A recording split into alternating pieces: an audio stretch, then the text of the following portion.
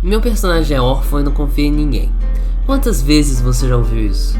Backstories genéricas são um câncer nas mesas de RPG, mas eu vou te mostrar como fugir dos clichês e criar um passado único pro seu personagem, desde conexões emocionantes até segredos que o GM vai adorar explorar.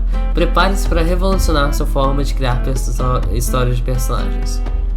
Os 3 pecados capitais das backstories.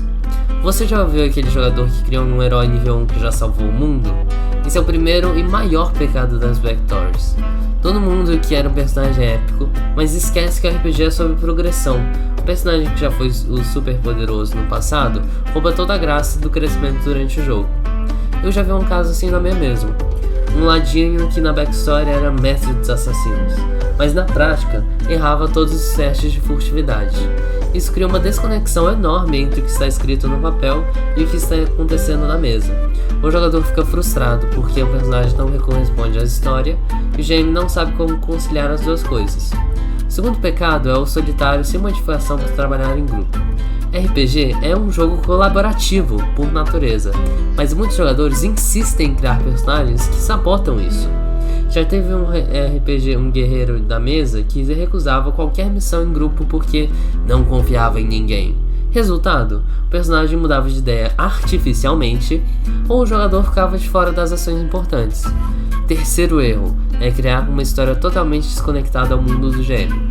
Um exemplo clássico é o jogador que inventa um passado cheio de detalhes específicos sem consultar o mestre antes. Na última campanha que eu narrei, um jogador criou um príncipe herdeiro de um reino inexistente no meu setting. Tive que adaptar tudo na pressa ou descartar a backstory completamente. Esses problemas não são só chatos, podem arruinar a campanha para todo mundo. Um jogador com uma backstory ruim, existe a tensão desproporcional do GM, atrapalha o ritmo da mesa e muitas vezes conflita com as regras do mundo. A solução é mais simples do que parece. Converse com seu GM antes de criar o personagem. Pergunte sobre o tom da campanha, as regras do mundo e como sua história pode se encaixar. Se o mestre disser que o setting não tem reinos, não insista em ser um nobre. Se a campanha é sobre trabalho em equipe, não crie um nobre solitário. Um truque que sempre funciona é, em vez de pensar o que meu personagem já conquistou, pense o que ele ainda quer conquistar. Isso cria espaços para crescimento e deixa o GM feliz, porque dá material para desenvolver esse personagem durante o jogo.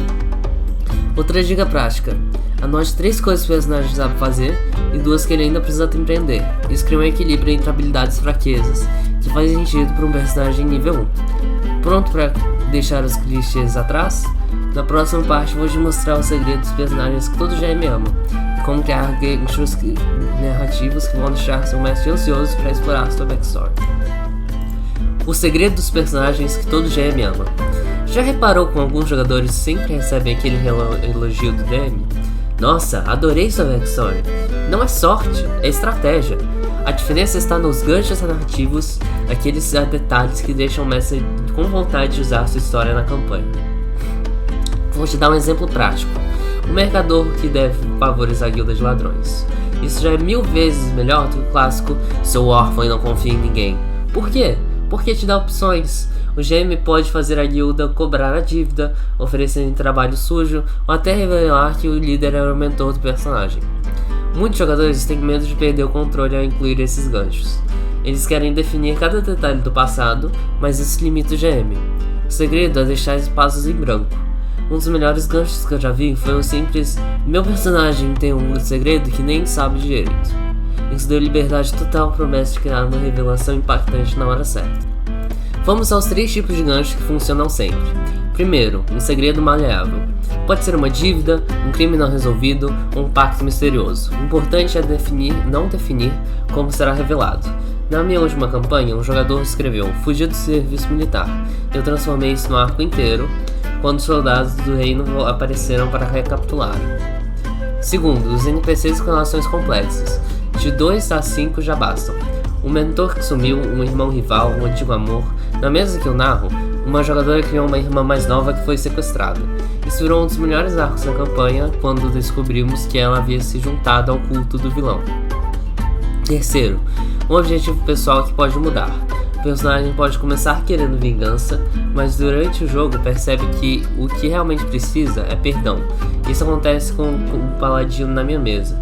Ele jurou matar o assassino da família, mas quando finalmente o encontrou, o vilão estava doente e arrependido. O caso que mais engraçado que eu vi foi um detalhe pequeno que virou grande. O jogador escreveu: "Tenho medo de água" na ficha. Parecia bobo, até que Jamie criou uma dungeon inteira com passagens submersas. A cena que o grupo precisou convencer o personagem a enfrentar seu medo foi uma das mais emocionantes da campanha. Uma boa backstory não é sobre controle, é sobre criar possibilidades. Quando você dá ao GM esses ganchos, você está basicamente dizendo: ei, usa isso quando precisar. Isso torna o jogo mais entretenimento para todo mundo, porque sua história vira parte do mundo, não só algo separado. Agora vem a pergunta que ninguém faz: qual o tamanho ideal? Por que tem gente que escreve 2 linhas e outras que entregam um romance de 20 páginas? A fórmula da backstory perfeita. A backstory perfeita não é aquela novela de 10 páginas, nem aquelas 2 linhas sem graça. O ponto certo está numa estrutura de 3 camadas que eu vou te mostrar agora. Primeiro vem a camada básica, que seu personagem era antes de começar a ter aventuras e por que ele saiu dessa vida. Isso deve caber num parágrafo só. Por exemplo, era um ferreiro da vila que perdeu a família no ataque de goblins e jurou se tornar forte o suficiente para proteger os outros. Simples, direto, cheio de possibilidades. A segunda camada é detalhada. 3 eventos marcantes e 2 a 5 NPCs importantes e um objeto com significado.